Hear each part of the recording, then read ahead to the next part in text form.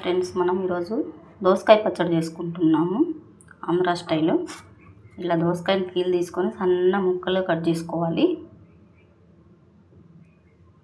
తర్వాత 15 పచ్చిమిరపకాయలు, 2 టమాటాలు, కొంచెం నిమ్మకాయ సైజంత చింతపండు, ఉల్లిపాయ, తర్వాత మనం సన్నగా కట్ చేసుకున్నాం కదా దోసకాయ ముక్కలు, అవన్నీ వేసి బాగా వేయించి పెట్టుకోవాలండి.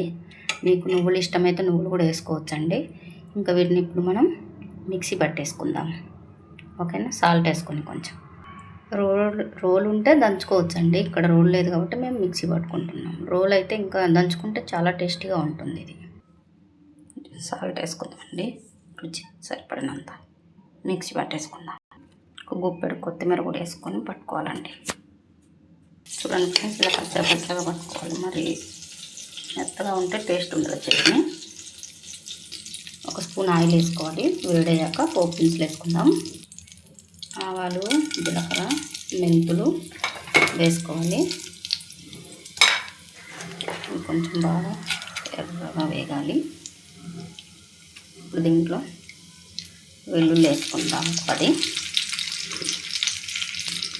తర్వాత ఇప్పుడు కరివేపాకు, 2 ఎండుమిరపకాయలు. చూడండి ఫ్రెండ్స్, ఇప్పుడు వేగిపోయింది. తీసేసుకొని చట్నీలో కలిపేసుకుందాం. కొన్ని పచ్చి దోసకాయ ముక్కలు చట్నీ చేసేటప్పుడు కొంచెం ఇలా తీసి పెట్టుకోవాలండి. ఇవి కూడా ఇలా కలుపుకుంటే మంచిగా ఉంటుంది టేస్ట్. ఇప్పుడు తాలింపు వేసేసుకుందాం దీంట్లో. చూడండి, వేసుకొని కలుపుకుందాం అంతే. ఇంతే ఫ్రెండ్స్, ఎంతో ఎమ్మిగా ఉండే దోసకాయ చట్నీ రెడీ. ట్రై చేయండి. నచ్చితే లైక్ చేయండి, షేర్ చేయండి, కామెంట్ చేయండి. Bye friends.